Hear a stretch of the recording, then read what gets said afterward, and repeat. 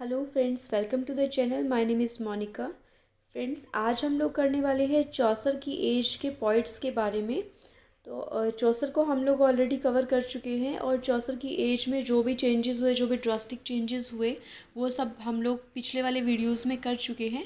तो अगर आप ये वीडियो फर्स्ट टाइम देख रहे हैं तो पहले वो वीडियोस देख लीजिए ताकि आपका एक प्लॉट कंस्ट्रक्शन हो जाए, पूरा मेकअप हो जाए, बेस क्लियर हो जाए, तब आपको ये अच्छे से समझ में आ जाएगा।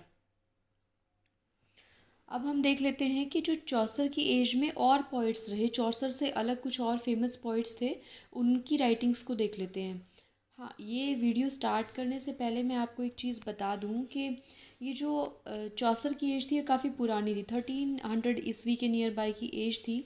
तो इस टाइम पे जो भी लोग अपनी पोइट्री वगैरह लिखते थे, तो इतना ज़्यादा इन्फ्लुएंस नहीं था उस टाइम पे टेक्नोलॉजी का कि हमें ये वाली वीडियो यूट्यूब पे डालनी है या फिर ये वाली वीडियो हमने पब्लिश करवानी है। तो वो लोग लिखते थे तो उनकी मैन्यूस्क्रिप्ट पे उनका कभी नाम नहीं होता था, कभी उनकी मैन्यूस्क्रिप्ट ही खो जाती थी। तो इस वजह से उस टाइम पे जो भी राइटिंग्स लिखी गई, पोएम्स लिखी गई, उनमें से काफ़ी पोएम्स के राइटर्स के नाम, पोइट्स के नाम हमें नहीं मालूम। तो जो भी पोएम उस टाइम पे लिखी गई, हम उन पोएम्स के राइटर्स का नाम उन पोएम्स के नाम से जानते हैं। जैसे अभी ये ले लीजिए, द पर्ल है। ये द पर्ल के राइटर का नाम हमें नहीं पता तो हम इसे पर्ल पोएट्री कहते हैं। ठीक है। तो इसलिए जो चौसर की एज के पोइट्स थे, उनको हम लोग उनके वर्क्स के नाम से जानते हैं, जिनके नाम हमें नहीं पता। तो हम लोग स्टार्ट करते हैं। द पर्ल, इसके पोइट का नाम है द पर्ल पोइट। और ये 1200 लाइन की एक पोएम थी जो एक छोटी बच्ची के बारे में है। मैं आपको थोड़ा बता देती हूँ। एक छोटी बच्ची है जिसकी डेथ हो जाती है, तो उसके फादर उसकी डेथ से बड़े परेशान हैं और वो अपने बेटी को एक ड्रीम विज़न में देखते हैं। वो सपना देखते हैं कि जैसे उनकी बेटी बड़ी हो गई है, बहुत ही ज़्यादा ग्लोरीफाई है और वो एक बड़ी वुमेन की तरह बिहेव कर रही है, बहुत समझदार है, जैसा कि सब लोग अपने बच्चों के बारे में देखना चाहते हैं। तो इसी तरह से ये पॉइंट भी ऐसा देखते हैं और इस बेस पे ये स्टोरी सारी की सारी रिवॉल्व करती है। तो जो पर्ल स्टोरी है वो एक छोटी बच्ची के बारे में है जिसकी बचपन में डेथ हो जाती है और उसके फादर उसको इमेजिन करते हैं एक बहुत ही यंग मैच्योर वुमेन के रूप में, कि वो पूरी जिम्मेदारियां अपनी ठीक से निभा रही है और बहुत ही समझदार है उनकी बच्ची।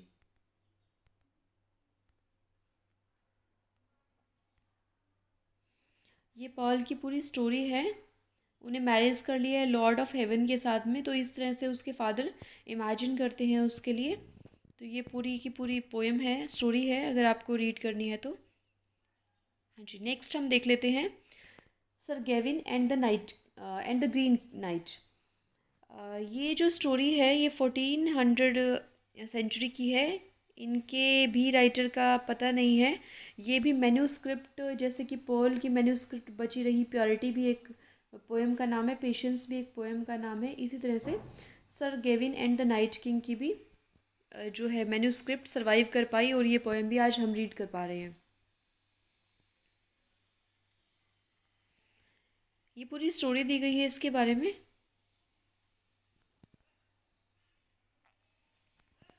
ये जो पोएम है ये बिगिन होती है एक मिथ के साथ, जो ब्रिटेन की लिनेज है, वंशावली है, from the ancient city of Troy.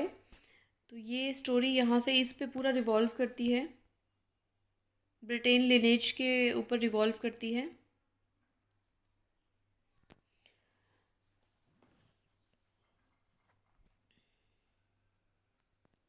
जो क्लीननेस है और पेशेंट है वो मिडिल इंग्लिश अल्टरेटिव पोएम्स मानी जाती हैं 14th सेंचुरी की।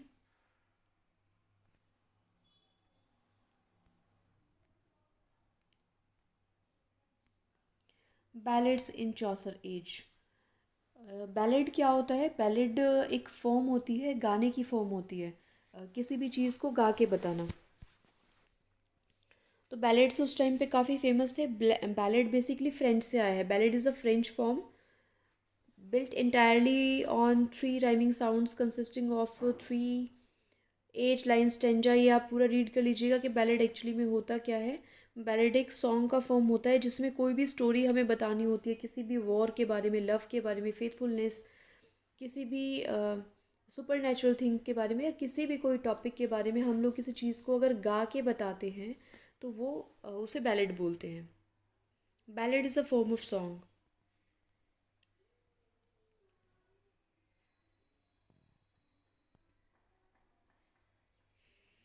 और देख लेते हैं हम लोग द टेल ऑफ गैमलिन। अब राइटर इसके भी पता नहीं है। द टेल ऑफ गैमलिन जो थी वो 900 लाइन्स की पोएम थी। देखिए कितने ज़्यादा एजुकेटेड और कितने ज़्यादा इंटेलिजेंट लोग थे वो, कि इतनी 900 लाइन्स नॉर्मली एक प्रॉज में लिखने के लिए भी बहुत ज़्यादा इंटेलिजेंस की ज़रूरत है। उन्होंने तो इसे वर्ड्स में लिखा है। मिडिल इंग्लिश की ये पोएम है। इसकी स्टोरी मैं आपको बता देती हूँ कि एक फादर के 3 बेटे होते हैं। उनमें से एक का नाम है गैमलिन। वो बहुत इनोसेंट है, सबसे छोटा है।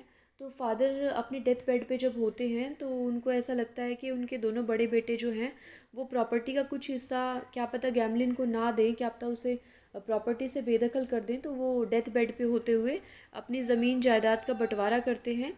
और उनको बिलीव नहीं है कि पड़ोसियों पे, उनको बिल्कुल भी बिलीव नहीं है कि कहीं वो पार्शियलिटी ना करें मेरे बच्चे के साथ में। तो वो अपने डेथ बेड पे सारा बंटवारा करके जाते हैं। तो ये स्टोरी कुछ इसी बारे में है। और लास्ट लाइन है इसकी, the poem was added to version of the Canterbury Tales. ये इंपॉर्टेंट है। कैंटरबरी टेल्स में इसको ऐड किया गया है, जहाँ पे जो कुक की अनफिनिश टेल है उसके बाद ये लाइन फॉलो होती है, ये स्टोरी। लिटरेचर में आपको एक चीज़ देखने को मिलेगी कि कोई एक वर्क है वो सिर्फ अपने आप में एक वर्क नहीं है, वो किसी दूसरे वर्क से भी कॉर्लेट करता है, वो किसी दूसरे वर्क से भी अटैच है। जैसे कि शेक्सपियर के बहुत सारे वर्क्स का प्लॉट जो है उसमें कोई स्टोरी है, उसमें कोई किसी भी इंसान का नाम है, किसी भी टॉपिक का नाम है, वो कोई और राइटर अपनी वाली नॉवल में डाल देता है। तो ऐसी चीज़ें भी आपको बहुत मिलेंगी। एक वर्क दूसरे वर्क से कॉलरेट है, ऐसे रिलेटेड है, ऐसे क्वेश्चंस भी बहुत पूछे जाते हैं। अब देख लेते हैं विलियम एंड द वेयरवुल्फ। इसका जो नाम है पोएम का, विलियम एंड द वेयरवुल्फ, इसके राइटर का नाम विलियम के नाम से ही जाना जाता है। कि विलियम से आगे ज़्यादा नहीं पता इसके बारे में कि कोई विलियम के नाम से राइटर रहे।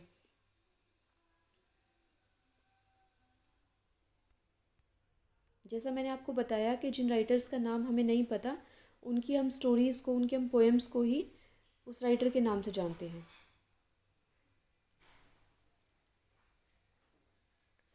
Religious writing in the age of Chaucer.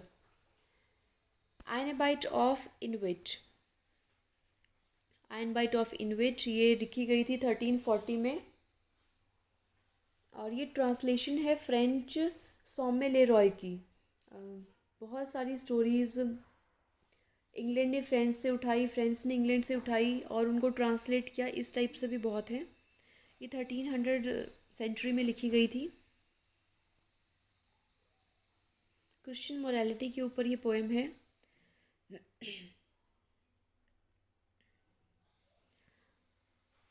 Prick of conscience.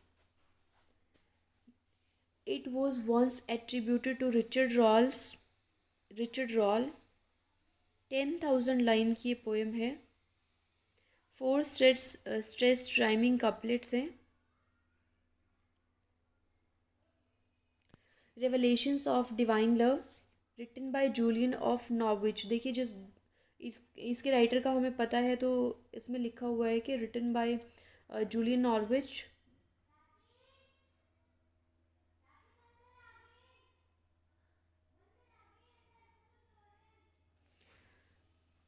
It is the first published book in the English language to be written by a woman.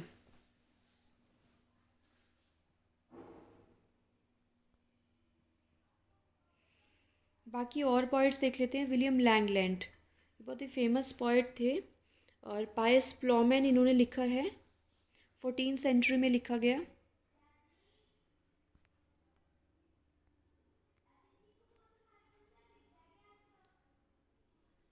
Langland के बारे में थोड़ा सा डिस्क्रिप्शन दिया हुआ है।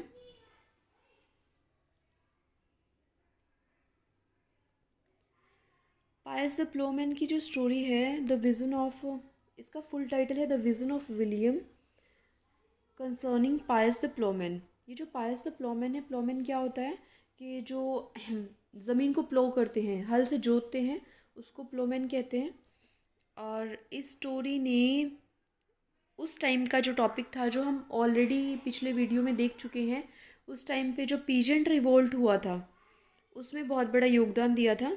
ये जो लिखा हुआ है, the text has been throw to subversive of the rebellious possibly. ये जो पीजेंट रिवॉल्ट है 1381 में, इसमें बहुत बड़ा योगदान दिया था, इनकरेज किया था इसे। नेक्स्ट है three dreams of the poem. ये जो पोएम है ये थ्री ड्रीम वर्जन्स पे डिपेंड करती है। इसमें हॉली चर्च और लेडी मीड जो कि वो करती है, मतलब विवाह प्रस्ताव देती है ड्रीमर को।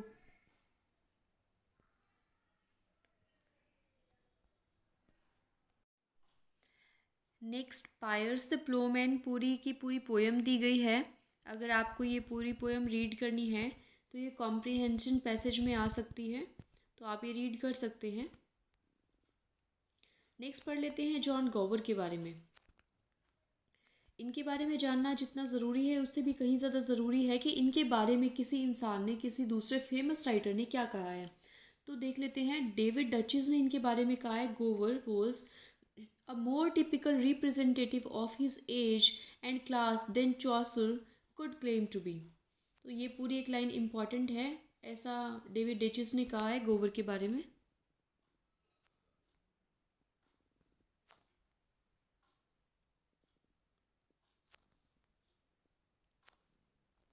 गोवर ने वॉक्स क्लेमेंटिस लिखा था, जो कि the voice of one crying out इसका मीनिंग है, और ये लिखा गया था 1385 में। ये एक ड्रीम एलिग्री है जो डील करती है पीजेंट रिवॉल्ट से। मैंने आपको पिछले वीडियोस में बताया था कि जो भी कुछ फेमस हमारे आसपास समाज में कुछ हो रहा है तो हमारे राइटर्स भी उससे प्रभावित हुए बिना नहीं रहते, और वो भी उसी के बारे में लिखते हैं। तो peasant revolt, black death, 100 years war एक फेमस चीज़ थी जो उस टाइम पे ड्रास्टिक चेंजेस हुए थे, तो उनके बारे में बहुत सारे राइटर्स ने लिखा है। तो ये जो वॉक्स क्लेमेंटिस है ये पीजेंट्स रिवॉल्ट के बारे में लिखा हुआ है। नेक्स्ट हम देख लेते हैं।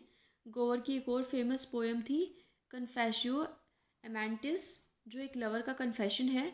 जो ये सबसे पहले इन्होंने पोएम लिखी थी ये किंग रिचर्ड सेकंड की रिक्वेस्ट पे लिखी थी, उनको हैप्पी करने के लिए लिखी थी। उसके बाद जो इनका नेक्स्ट वर्जन लिखा तो वो किंग हेनरी फोर्थ के लिए लिखा था, उनको डेडिकेट कर दिया था। सबसे पहले किंग रिचर्ड सेकंड को डेडिकेट किया था, दूसरा वाला जो वर्जन था वो फ्यूचर वर्जन था, किंग हेनरी फोर्थ को डेडिकेट किया था। ये ऑक्टस लेविक कपलेट्स में लिखी गई है और इसकी स्टोरी यहाँ दी गई है। तो फ्रेंड्स, आज हमने कंप्लीट कर लिए चौसर की एज के पोइट्स, जो जिनको चौसरियन पोइट्स भी बोला जाता है, तो हमने आज वो कंप्लीट कर लिया। इसके बाद से हम अपनी नेक्स्ट एज करेंगे। चौसर की एज यही कंप्लीट होती है। जितने भी फेमस पोइट्स थे मैंने इंक्लूड कर दिए हैं, और फेमस पोइट्स की फेमस राइटिंग्स भी मैंने उनमें सारे अपने वीडियो में इंक्लूड कर दी है। इसके बाद हम लोग अपने नेक्स्ट वीडियो में नेक्स्ट एज ऑफ रिवाइवल करेंगे। तब तक के लिए stay healthy, stay fit. Thank you so much.